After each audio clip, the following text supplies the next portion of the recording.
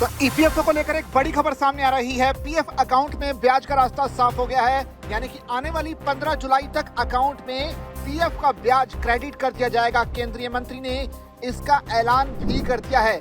तो पीएफ खाता धारकों के लिए ये बड़ी ही खुशखबरी है, क्योंकि पिछले कई दिनों से पीएफ की जो वेबसाइट थी ईपीएफओ की, वो उस पर काम चल रहा था और अब जबकि काम पूरा हो गया है, तो अब जो है केंद्रीय मंत्री मनसुख मंडाविया ने इसका ऐलान किया है कि जो ब्याज था, यानी कि हर साल 8.25% का जो ब्याज पीएफ के अकाउंट होल्डर्स को मिलता है, वो क्रेडिट किया जाएगा। 15 जुलाई तक इसका जो पैसा है अकाउंट में पहुंच जाएगा।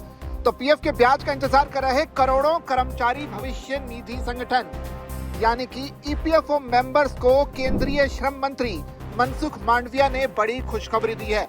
मांडविया ने बुधवार को बताया कि कर्मचारी भविष्य निधि यानी कि ईपीएफ जमा पर सालाना ब्याज 15 जुलाई तक सभी सदस्यों के अकाउंट्स में डाल दिया जाएगा।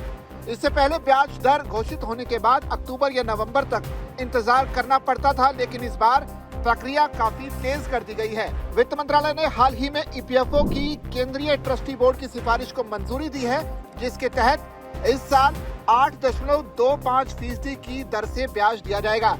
इस ब्याज के तहत कुल 1.44 लाख करोड़ रुपए से ज्यादा की राशि देश भर के करोड़ों सदस्यों के अकाउंट में जमा की जाएगी। मंत्री ने बताया कि नई प्रणाली यानी कि centralised IT enabled services project के तहत ब्याज को ऑटो प्रोसेस किया जाएगा और फिर मैदानी अधिकारियों द्वारा इसकी जांच की जाएगी। उसके बाद ही ये सदस्यों के अकाउंट में जमा होगा। अब सदस्य अपने पासबुक में 15 जुलाई तक ब्याज की एंट्री देख सकेंगे।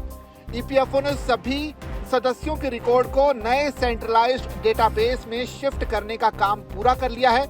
इसका मतलब यह है कि अब किसी भी सदस्य की सेवा संबंधी मांग देश के किसी भी अधिकृत केंद्र से प्रोसेस की जा सकेगी। इससे सदस्यों को सुविधा होगी और ईपीएफओ का काम भी ज्यादा पारदर्शी और कुशल बनेगा। इसके अलावा मंत्री ने कहा कि अब किसी भी क्लेम को प्रोसेस करने से पहले ऑटोमेटेड प्री वैलिडेशन किया जाएगा। अगर किसी क्लेम में कोई कमी या गड़बड़ी होगी तो वो पहले ही पहचान कर ली जाएगी और सदस्यों को सही मार्गदर्शन दिया जाएगा। इससे क्लेम रिजेक्ट होने के मामले घटेंगे और पहली बार में ही क्लेम स्वीकार होने की संभावना बढ़ जाएगी। सदस्य ये भी देख पाएंगे कि वो अलग अलग तरह की निकासी के लिए अपने पीएफ अकाउंट से कितनी राशि निकाल सकते हैं। मंत्री के मुताबिक आंशिक निकासी के नियमों को आसान बनाकर 3 कैटेगरी में बांट दिया गया है, जैसे कि आवश्यक जरूरतें, जिसे हम बीमारी, शिक्षा या शादी के तौर पर देखते हैं। इसके अलावा आवास संबंधी जरूरतें और विशेष परिस्थितियां। अब सदस्य अपनी कुल पीएफ राशि का 75% तक निकाल सकेंगे, जिससे निकासी की जो प्रक्रिया है बहुत आसान और समझने में भी सरल हो गई है।